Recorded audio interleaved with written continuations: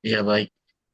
Terima kasih untuk kesempatan dan pada kesempatan kali ini kami akan mempresentasikan mengenai desain teknik jalan dan jembatan, tugas anyaman horizontal dan sumber elevasi. Kami beranggotakan 5 orang dalam satu kelompok. Ada Fabrizio Rotikan, Pierre Pasuhuk, Rio Ngangi, Mikael Romero, dan Ferdinanda Muaya. Dan saat ini kami hanya hadir beranggotakan 3. Dan langsung saja kami akan mempresentasikan untuk alinyaman horizontal. Alinyaman horizontal atau trase adalah proyeksi sumbu jalan pada bidang horizontal. Ia juga terdiri atas bagian garis lurus atau tangan dan bagian garis lengkung atau tikungan. Dan juga alinyaman ini adalah sebagian besar menyangkut mengenai perencanaan tikungan yang diusahakan agar dapat memberikan keamanan dan kenyamanan bagi para pengguna.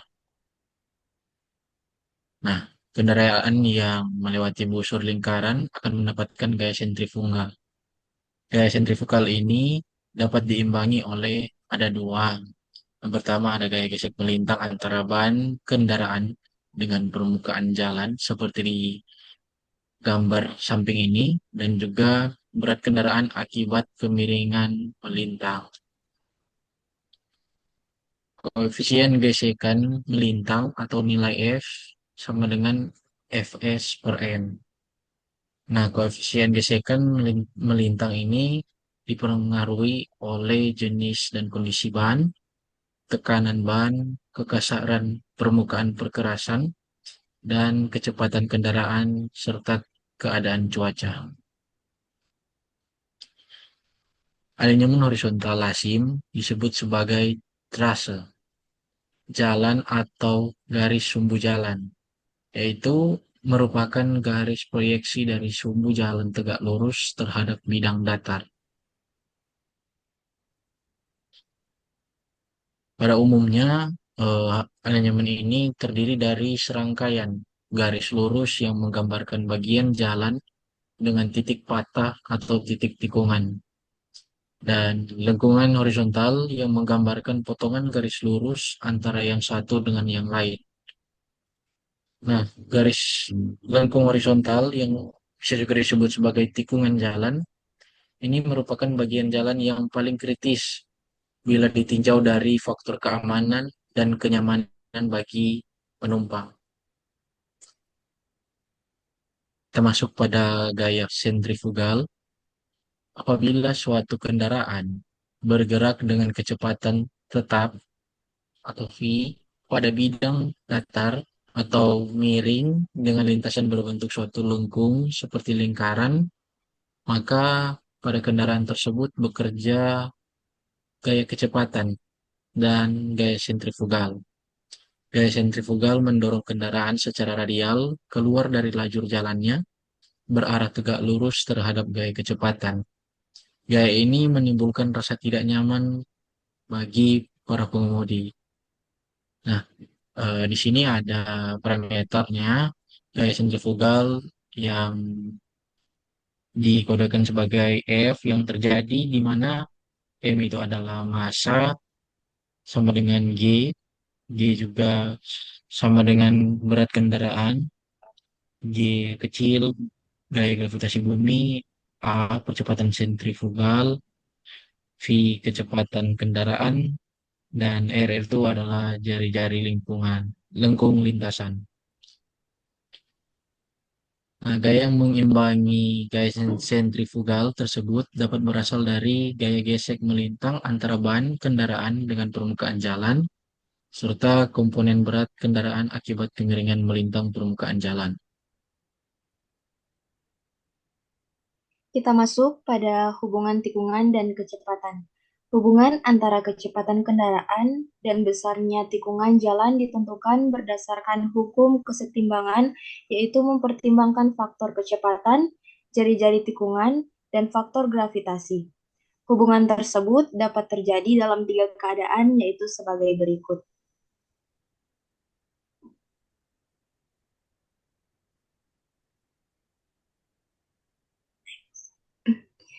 Stadium 1, pada stadium ini keadaan permukaan perkerasan jalan adalah datar, sehingga gaya sentrifugal hanya diimbangi oleh gaya gesek antara roda kendaraan dengan permukaan jalan, sehingga berat gesekan total adalah sebagai berikut.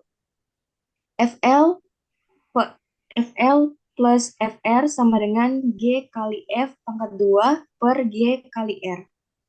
Dan besarnya nilai koef gesekan melintang atau Fm adalah Fm sama dengan F pangkat 2 per G kali R atau Fm sama dengan F pangkat 2 per 127 kali R.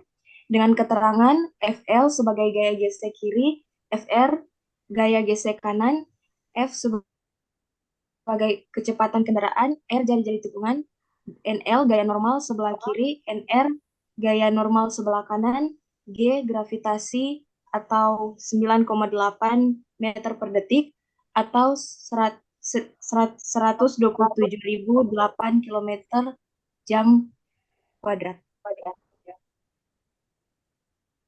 Kita lanjut stadium 2, yaitu pada stadium ini keadaan permukaan perkerasan jalan dibuat suatu kemiringan yang besarnya adalah K. Tujuannya adalah supaya gaya sentrifugal dapat diimbangi oleh besarnya kemiringan tersebut. Setelah gaya gesekan dapat diabaikan. Besarnya kemiringan jalan maksimum adalah sebagai berikut. KCF kali cos alfa sama dengan G kali sin alfa. M kali alfa cos alfa sama dengan M kali G sin alfa. Atau K sama dengan tan alfa sama dengan A per G sama dengan P pangkat 2 per G kali R sama dengan F pangkat 2 per 127 kali R. Dengan keterangan K sebagai kemiringan melintang, F kecepatan kendaraan, R jari-jari tikungan, G gravitasi atau 127.008 km kali jam pangkat 2.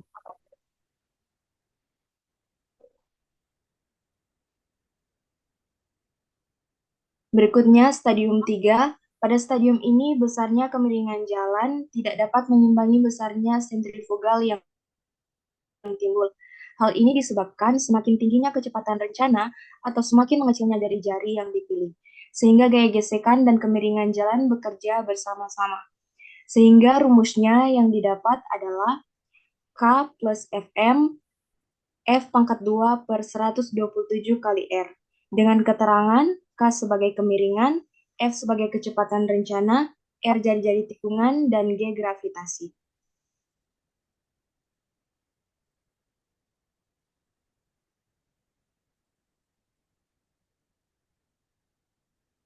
Superelevasi geometrik jalan adalah kemiringan melintang permukaan jalan yang dibuat pada tikungan di mana tepi luar perkerasan ditinggikan lebih tinggi dari tepi dalam. Kemiringan melintang pada suatu tikungan yang berguna untuk mengimbangi gaya sentrifugal dari kendaraan yang berjalan pada tikungan. Superelevasi, faktor gesekan sisi, kecepatan rencana, dan jari-jari lengkung mempunyai hubungan sebagai berikut, yaitu E plus F sama dengan FR pangkat 2 per 127 kali R.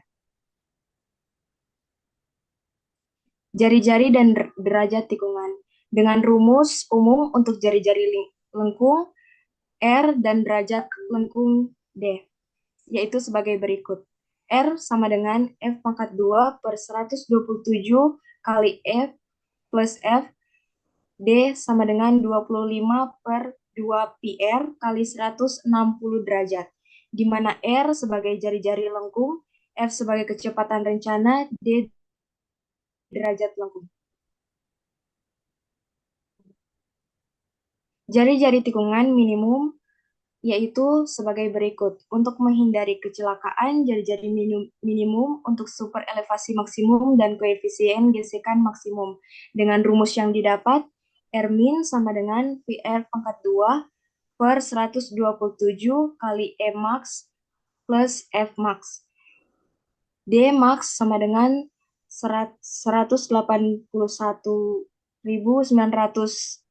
13,53 kali Emax plus Fmax per F pangkat 2 R, di mana R min sebagai jari-jari tikungan minimum, VR kecepatan kendaraan rencana, Emax super elevasi maksimum, Fmax koefisien gesekan melintang maksimum, dan Dmax sebagai derajat lengkung maksimum.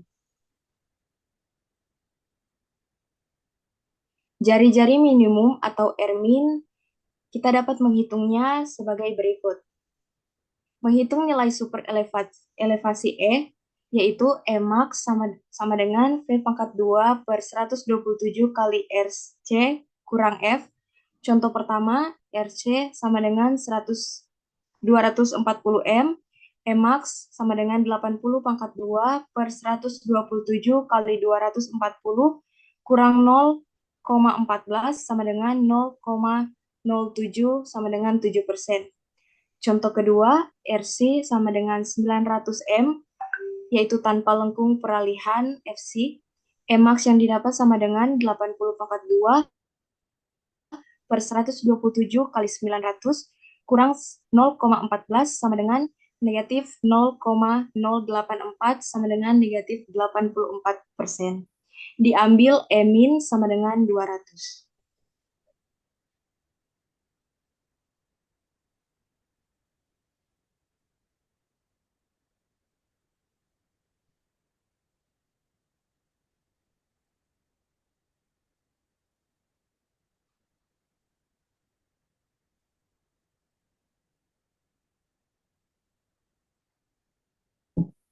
Kemudian kita masuk pada jenis-jenis lengkung horizontal.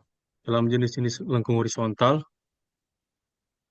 ada 3 jenis lengkung. Yang pertama lengkung full circle, yang kedua lengkung spiral, circle-spiral atau SCS, yang ketiga lengkung spiral-spiral atau SS. Lengkung yang pertama itu full circle atau FC. Dalam FC, full circle adalah jenis tikungan yang hanya terdiri dari bagian suatu lingkungan saja. Tikungan FC hanya digunakan untuk jari-jari yang besar agar tidak terjadi patahan. Karena jika R kecil diperlukan superelevasi besar. Untuk FC, superelevasi yang dibutuhkan kurang lebih sama dengan 3%. Diperlukan sehingga tipe tikungan menjadi FC. Kemudian syarat tikungan FC ke P sama dengan LS kuadrat per 24 kali RC kurang dari sama dengan 0 kali 25. Jari-jari tikungan yang tidak memerlukan lengkung peralihan, terangannya D sama dengan sudut tikungan, 0 sama dengan titik pusat lingkaran, TC sama dengan panjang tangan jarak dari TC ke PI atau PI ke TC. RC sama dengan jari-jari lingkaran, RC sama dengan panjang busur lingkaran, EC sama dengan jarak keluar dari PI ke busur lingkaran. PC sama dengan RC tan seperdua delta. PC sama dengan PC tan seperempat delta. Kemudian LC itu sama dengan delta 2pi RC per 360 derajat.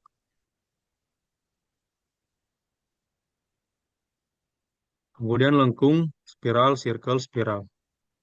Merupakan tikungan yang terdiri dari lengkung peralihan spiral, busur lingkaran, dan lengkung peralihan spiral. Saat digunakan, posisi lintasan tikungan bergeser dari bagian lurus ke arah sebelah dalam tikungan sebesar pi.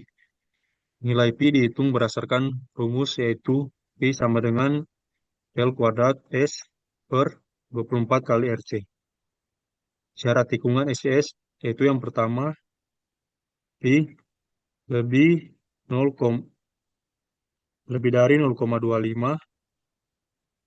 Yang kedua LC lebih dari 25.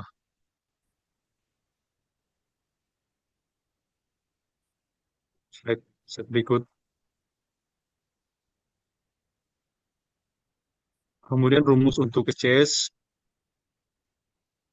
yaitu yang pertama SS sama dengan LS 1 kurang LS kuadrat per 40 RC kuadrat. Yang kedua, GS sama dengan LS kuadrat per 6 RC. Yang ketiga, theta S sama dengan 90 per Pi kali LS per RC. Kemudian P sama dengan LS kuadrat per 6 RC kurang RC kali 1 kurang cos theta S. Kemudian K sama dengan LS kurang LS pangkat 3 per 40 RC pangkat 2 kurang RS sin theta S. Kemudian TS sama dengan RC tambah Pi kali tan 1 T2 delta kali K. Kemudian ES sama dengan RC tambah Pi tambah P sek 1 T2 delta kurang RC. Kemudian LC sama dengan delta kurang 2 theta S per 180 kali Pi kali RC. Kemudian L tot sama dengan LC tambah 2 LS. Jika LC kurang dari 25, maka sebaliknya tidak menggunakan lengkung SCS, sebaiknya menggunakan lengkung SS. Jika P memenuhi rumus di bawah ini, maka gunakan FC, itu kurang dari 0,25 meter. Untuk LS sama dengan 1,0 meter, maka P sama dengan P dan K sama dengan K. Untuk LS sama dengan LS, maka P sama dengan P kali LS dan K sama dengan K kali LS. Dan nilai P dan K dapat diambil dari tabel pada slide selanjutnya. Next. Kemudian lengkungan spiral-spiral adalah lengkung tanpa busur lingkaran sehingga titik SC berimpit dengan titik CS. Panjang busur lingkaran LC sama dengan 0 karena tidak ada circle. QE sama dengan 1/2B dan RC yang dipilih harus sedemikian rupa sehingga LS yang dibutuhkan lebih besar dari LS yang menghasilkan landai landai relatif minimum yang disyaratkan. Syarat tikungan SS yang pertama Pi lebih dari 0,25, LC kurang dari 25. Next.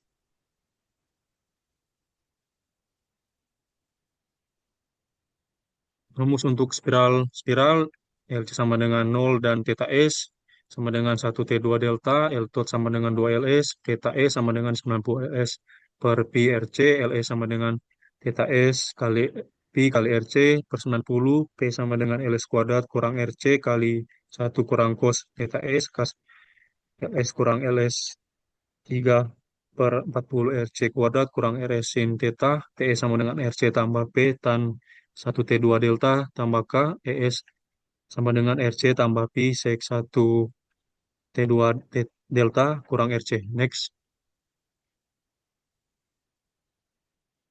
Kemudian diagram superelevasi. Diagram superelevasi adalah diagram yang menggambarkan pencapaian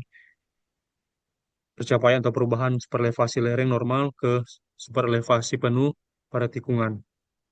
Beberapa Berapa besar kemiringan melintang jalan, yaitu pada jalan lurus beraspal kemiringan melintang pada bervariasi antara 2% sampai 4%. Kemiringan normal pada bahu jalan kemiringan melintang bisa mencapai 6% tergantung dari bahu jalan diperkeras atau tidak. Next.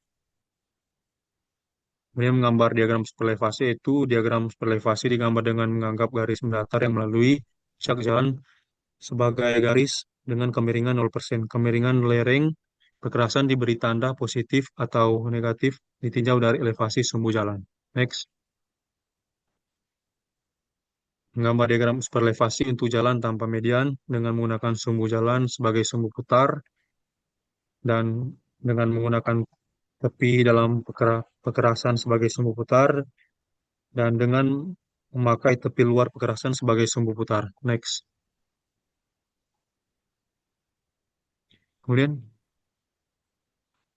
Kemudian diagram superelevasi untuk berbagai jenis tikungan, yaitu yang pertama tikungan full circle. Pada tikungan ini karena lengkung hanya berbentuk unsur lingkaran saja, maka pencapaian superelevasi dilakukan sepanjang lengkung peralihan fiktif, di mana persen bagian dari LS ditempatkan pada bagian lurus dan V bagian dari LS ditempatkan pada busur lingkaran. Bisa dilihat pada gambar yang ada di slide.